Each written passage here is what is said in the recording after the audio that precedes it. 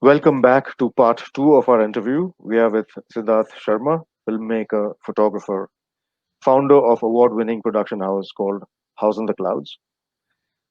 Canon has recently launched some very exciting new products recently, and among them being the Canon EOS R5 and the R6, and they have been getting some very rave reviews.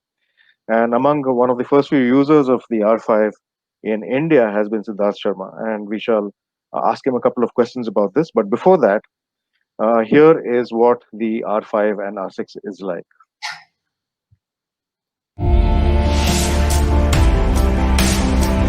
This is it now. Come out of the shadows.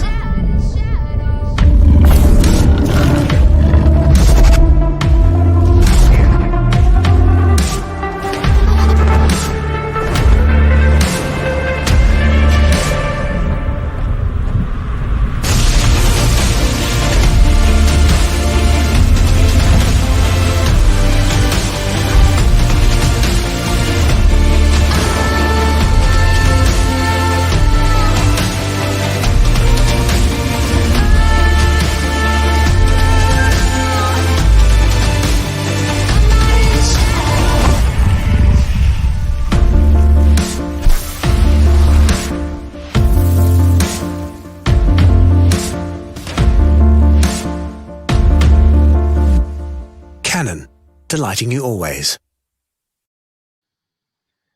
I think delighting you always is right, especially with the R5 and the R6. Back to you, Siddharth. Photographers are waiting to know more about these very little latest launches from Canon. They're waiting to get them in their hands and to try them out, the Canon EOS R5 and the R6. I believe that you have been using the R5 in particular. Tell me what some of the biggest advantages of the Canon EOS R5 is, according to you. Um, I think there are many, but one definitely which I really liked is the in-body image stabilization that I just mentioned. It works both for photography and filmmakers, photographers and filmmakers, and it's another thing with the camera is the ability to shoot 8K. I know it's a bit futuristic, and a lot of people will not find it sort of its use as of now, but I've tried that, and the things that you can do with that kind of feature is it's amazing. And the second thing that we really like is the 4K 120 frames per second capability, and this is a more what you call from a wedding filmmaker point of view. This is something we use almost every day while shooting the 4K 120 frames per second, and plus it has this dual axis autofocus available in that mode, in all the modes. So for us, that is that feature takes the top spot in terms of features that we were actually hoping to get, and now finally we have it in R5. I've been reading many reviews of the R5 online, and apparently the IAF and the dual pixel autofocus, especially the 100% coverage in the frame, Correct. that has been getting a lot of very good reviews, including with its capabilities in low light, has been getting a lot of very good reviews online. I think You know photographers how are quite stunned. And yeah, because in wedding film, it's a see. I'll tell you, making a wedding film, it's like doing everything, all kinds of wildlife photography, commercial photography, fashion photography, Right, all absolutely. in one. So you, especially when you talk about this 100% coverage, you will actually you feel that importance of this when you are in the middle of a wedding, which is chaotic, things moving around, everywhere, and then you have a bride walking, and then you can track. I don't know, maybe the screen. If I say if it's like in this corner of the screen, you can still track her eye, and so these are the things that once you're um, in actual field, you will know that, oh damn, this is so good. So all Right. these things we have been experiencing, we have been testing it for some time now, but from all the wedding filmmakers specifically, I think they love these two specific. One is obviously the night capability, but this 100% coverage, they will understand the importance once they do it, when they test it out in the field. So there is the R5 and the R6. I believe you have preferred the R5. over the R6. Can you tell us a little bit more about this choice and this preference, and why in wedding filmmaking this becomes important? Well, the primary reason is I am a photographer and I'm a filmmaker. I started as a photographer, then I became a filmmaker, but I am still doing both. In one particular day at a wedding, I switch. I switch between photography and then I switch between film. And for me personally, I wanted a camera which can do both well, and I don't have to, I don't have to carry two cameras, one for photos and one for film, and then have trace that, okay, this is for photo, this is for film, what to put. So I really wanted to have one single body, one single camera which can do both and do both very, very effectively, and not just for me, for the entire team. So I wanted, because most of the people in my team are also both, they do both photography and film, and that ability to have one single camera on you, and you should be able to do both. With 45 megapixel you can have like a print ready, that you can actually make prints, you can make albums with absolute clarity, plus obviously the filmmaking capability of the camera. So I think personally for me it's a complete camera which offers almost the best of everything that you can expect from a photographer or a filmmaker. What are some of the lenses that you have been using with the EOS R5? I've been using a couple of lenses, the 15-35 and the 28-70, two specific lenses that I've been using. Plus I've been using the 35. 35 is sort of my, the go-to focal length, which is, I think, again, a lot of wedding people who are in wedding will love those Right. kind of, because of the, that the field of view that you get out of it. But we have been using, a 28-70 and 15-35 a bit more, because from film's point of view, I feel having some kind of multiple focal length, because if the camera is on a gimbal and you need to have a lens which can have that kind of range, of focal range, you can shoot a bit closer and you can shoot some wide shots. So for me 28-70 is more practical and sensible camera. If you have to have just one lens on your this thing, it has to be like a 24-70 or 28-70 in case of our so that's a very usable focal length in a wedding. You can do both portraits, you can do landscape, so it's a very good lens to have. Let me put this, the idea of the EOS R5, the question about the EOS R5 in a slightly different way. As a wedding filmmaker, what are some of the biggest challenges in wedding photography from your perspective? What are some of the biggest challenges that you face in wedding filmmaking of photography, and how do you see the R5 solving some of these problems? Challenges are there are a lot of challenges. I'll tell you one specific challenge. The kind of weddings that happen in India, the kind of weddings we are used to shooting, requires a huge team. Sometimes we are shooting with 10 people, sometimes we are shooting with 15 people, with 18 people. So the amount of data that you create out of those 5 or 7 people shooting, it's massive. So now this is one specific feature we use a lot, specific to Canon, is that every cinematographer who's working, or every photographer who is working, they can rate their shots in camera itself, and that helps us narrow down on the usable content out of the like usually in a wedding we end up having around 2 to 3 TB of data that we have to work on, and Wow. the ability to to be able to narrow it down to, let's say, even like a 700 MB or 800 MB of usable shots. And if that is done by the cinematographer himself, it solves a lot of problems. So whenever the shoot is done, they can sit and they can rate their shots, and once it reaches the editor, they have he has a much better clarity on what shots to use, what not to use. So I think that is one feature we really like in Canon. And so other than that, I think the another specific feature I personally use a lot is the Wi-Fi capability.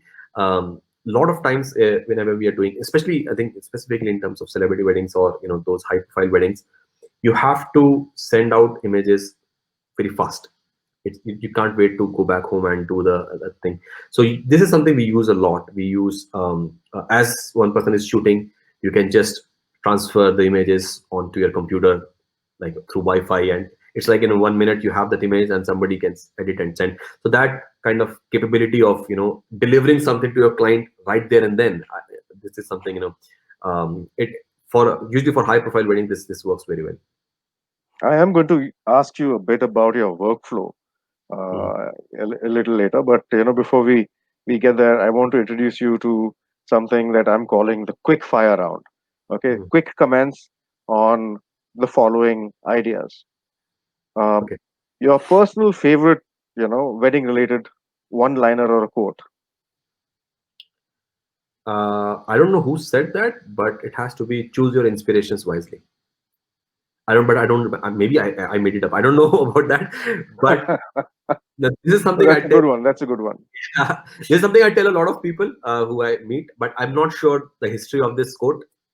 It could be my Choose your imagination. inspirations This is wisely. something I really relate to. Okay, so the one thing that will make you accept a wedding assignment, even if the money is not up to your expectations.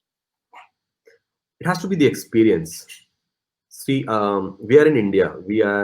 India is a, there are so many cultures, there are so many social kind of, status of people. So the weddings that we do are so unique. And we personally every year do 8 or 9 weddings, where which we do not keeping in mind the money. It's like name your own price. And the reason why we take a particular wedding is what experience are we getting out of. We are very selfish people, we are like super selfish. So we really want to have a good experience while we are shooting a wedding. It's not just about, we're not I have to say that we're not like a service provider kind of a thing that you Right. come first, whoever comes up, you just go and shoot. We do a limited set of weddings, and we really want to have that experience. We crave for a good experience in a wedding. And what is the one thing that will make you reject an assignment, even if the money is much more than your asking price? Probably the respect. It we think of ourselves as artists. I don't know, maybe if others think, I don't know, but what Absolutely, I completely agree. Yeah, we think of that's a good ourselves point. artists, and we need some kind of respect. We need, and also it's not just about us. We are not in 1980s anymore. So the product Right. that we create directly, it depends on how we are feeling at your wedding for a client. For a client, it's not just about, no matter what they say, no matter what, how you're treated, you will be getting the same thing. It doesn't work that way. So the Correct. respect is important, and this is something if we see that we are not getting enough, we don't take up that wedding. Very good. If you were not a wedding photographer, what would you rather be? Well, till few years back, I would just go back to my IT job. I'm an engineer. Almost everybody who works with me in my company, they are architects or engineers. So I'll go back. But now, maybe it's too late now. So now, if you ask me this question, probably I will be like a wedding designer. Like I like to do the decor design and all. But I would most likely I will stay in weddings now. It's like I'm just now addicted Right. to. So it's like so it will be something Right. around. Something around weddings. Yeah. If you were to choose one camera today to have with you, what camera would that be and why? Well, it has to be R5 now because this is something I'm using now. It was Mark 4 sometime back, but it has to be R5 now. As I said last time, I'm a photographer, I'm a filmmaker. I have a small daughter, so I like to make videos of leave the professional kind of a thing. Like wedding, obviously, it makes a lot of sense because you're doing photo and video both. But from a personal front, also, I have a small daughter, and she's like almost 2 year old, and I like to shoot her a lot. That's Almost amazing. the Yeah. whole day I shoot her. And two things. One is the size, having a small size camera that you can, you don't have to like think too much of putting out from a bag and all. So you can have it with you. And again, the ability to do both photo and video and do both well. I like to have, I can't afford to have two cameras to shoot my daughter. So it's always one. So it's just like Right. it feels, it makes a lot of sense for me. Right. Right. And if you were to choose one favorite lens that you would have with you all the time, what lens would that be? Or it has to be 35 This is I can shoot the whole wedding with 35 lens. I can shoot everything possible with the 35 lens. So it has to be 35. The next close will be a 24-70. The next close with 24-70. 35 is my favorite go-to lens as well. At the same time, I completely agree with you. You can shoot everything with 35. Coming back to, you spoke a little bit about, what happens at a wedding in terms of a workflow. So from a workflow perspective, what are some of the most important aspects that are easy to overlook, or that go missed? So someone I spoke to spoke about the file naming protocols and numbering protocols that you follow with your photography or filmmaking at weddings. So tell us something a little bit about the workflow and how Canon enhances that workflow. You mentioned a little bit already, but tell us a little bit Yeah. more. So I think from a workflow point of view, it since we are a company of a lot of there are a lot of editors. So some people have a different kind of workflow. Some people have a different kind of workflow. Some people like to. It depends on how they like to edit, because the data will be consumed by them, or the data that is created. So it has to be, we are an editor specific, centric company. We respect the editors a lot, and even the people who are shooting have to make sure that whatever they create, it should be able to, the editor should be at ease while editing. So few things that I think people might miss at a wedding is the time stamping, syncing the time between all the cameras, especially when you're shooting with a lot of 10-15 people. It's extremely important that all the cameras are time synced. That is one thing I think you can't miss. Otherwise what will happen is your footage will be everywhere. Your photos are going to be one ceremony here, one ceremony there. So it's going to be a mess. So this is something we do. That the first step we do is make sure that all the cameras are synced properly with related to time, and other settings are same. The second thing, as I I think I mentioned, is the file naming and numbering. That is extremely, again, very important. And now personally, how I want to categorize photos or footage is based on who shot.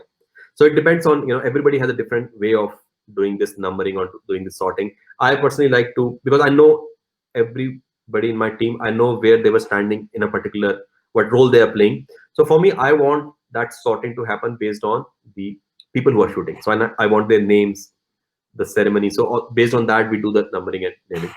And this helps us, once we sit on the editing table, it just sorts the process a bit, makes it a bit easier to know, okay, this guy has shot this particular footage, and now I know which lens he was using. Since now I'm the director, so I have this, I know what lens, where the guy was, what lens he was using, whether it was handheld. So all this I know already. So I just need the name of the person who shot. So this is, I think, again, it depends on an individual kind of, it might differ with others. The third thing is the rating system. I think I really expect the photos and all these people to rate the footage, so that when it comes to me, I don't have to go through everything. The cinematographer are the best people to know what they have shot and what they really like. Sometimes they do, the photographer, I think, with now the current camera, where they can do 15 or 20 photos in a per second. So you Yeah. end up like hundreds and hundreds of thousands of photos. So with the rating thing, that, okay, in that 10 photos, 15 photo burst that you have taken, so these two are the ones which I the photographer liked. So when it comes to the editor, he's sorted. He doesn't have to go through all these 20 photos plus into multiplied by 100, 200. So that is a something which I really, we expect the person or the people who are shooting to do it. And this is some of the feature people usually ignore. And so these are the few things which I personally want my team to take care when they are at the location. At the It's a location, at the wedding. process when the footage comes back. Right, right. And once the wedding is done, once you're done with shooting at the wedding, and once you've finished with the wedding itself, what is Mhm. your process? What happens after that? Well, okay, one thing I tell you, your previous question is the dual card thing. Hmm. Uh, in a wedding, one thing that you can't afford to do is lose data. So it is extremely important. I think now most like these cameras, especially Canon cameras, have this dual card thing. So you need to have a dual card, one shooting a JPEG or one shooting RAW or whatever configuration you want to do. But there has to be two copies of when you're shooting. So that is one thing again. I expect most of the people who are shooting to make sure they follow.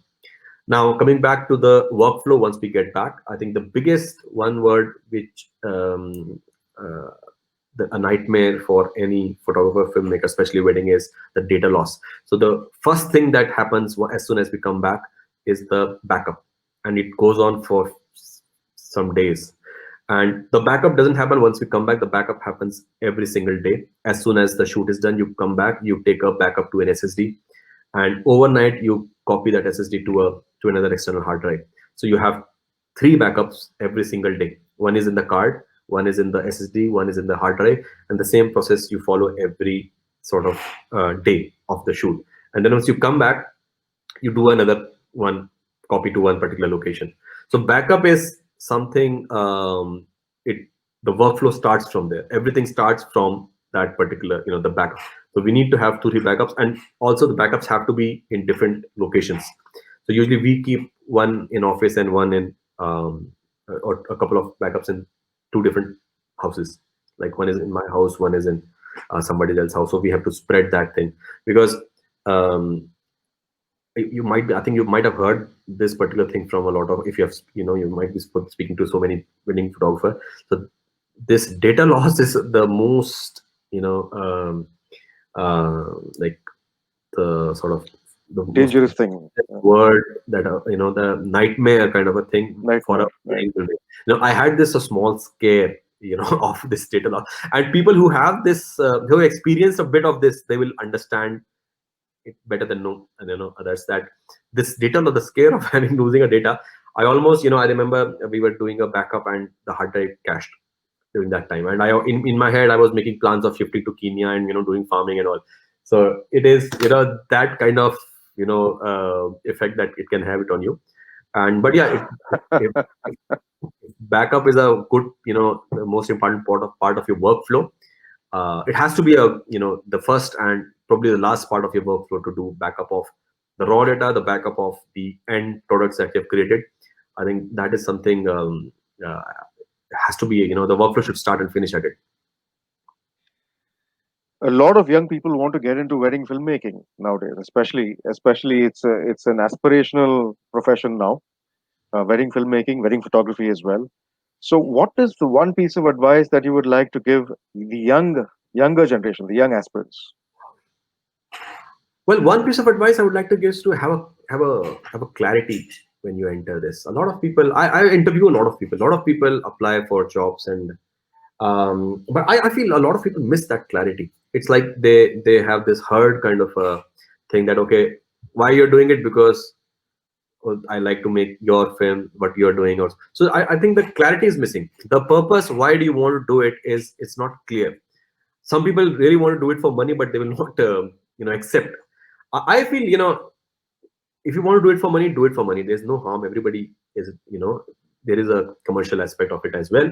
But I think having a clarity that, okay, you are doing it because you want to create this kind of work or this kind of thing, that clarity is missing. So especially for people who are starting, I think, have that clarity. And also the second thing is, choose your inspirations wisely, what I mentioned earlier, because this is again something for me that has been the single, what you call, that defined my journey, my photography, is choosing people who you really want to follow, or the kind of work that you really want to see. You need to be very, very clear, and having the right inspirations is, it will just cut your journey short. Choosing your inspirations wisely, I think that is a very, very good, very potent advice for all young aspirants or young people who want to join this profession. Choosing your inspirations wisely and deciding why you want to do what you want to do, and deciding what is it that you want to do in the first place. I think those are very, very good pieces of advice. The final question for you, Siddharth, before we wind up. COVID-19 has put a big dampener on things, especially on commercial and wedding photography. Where do you see things going from here in the short and long-term future? What should wedding photographers be prepared for? Well, one thing is, if you're a wedding photographer operating in India, you should be very, very happy about it, because you are safe. Nothing is going to change much. There will be a down phase. Obviously, we are experiencing a phase where things are not working as per, But the beauty about weddings is weddings will not stop happening. Weddings were happening during lockdown. Weddings are happening now. Weddings will happen forever. So I think there will be small, some changes in terms of how the celebration happen, because different people celebrate differently. For some people, the definition of wedding is, just two families meeting, and they don't care about others. And for some people, it's about they want to have like a festival, they want to celebrate, and which they can remember for life. So I think the definition of a celebration, how you celebrate weddings, will change for some time. Uh, it won't change forever. It will change for some time, obviously, probably next year, probably a couple of years, probably 3 years. But in the end, people will get married. People will need a wedding photographer. I think things will be perfectly normal, I think, very soon. Right. Probably the takeaway from this is that the stories will want to be told. Regardless of what the situation, the stories will still want to be told, and I Yeah, think that is important. yeah. They will always be there. Stories will always be there. And there will always be a demand for storytellers. So these two things are not going to change. These things will remain. It might just, the form might change, that quantity and the things might change, but these two are not going anywhere. They will be here forever. And rightly said. India, we are lucky to be in India at this Yeah, point of time. We're lucky. We're lucky because weddings will always go on, and yeah, not yeah. just that. It has been proved. I think even in the past, the wedding industry has been pretty much recession proof, and I Correct. think it's going to bounce back soon. I completely agree with you. With that, thank you, Siddharth. It's been a wonderful experience talking with you, and you having shared your views with us.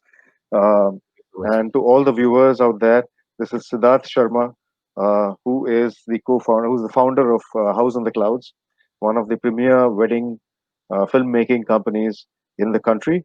And to all of you, stay safe, stay committed to the cause of defeating this virus, and all the very best to everyone.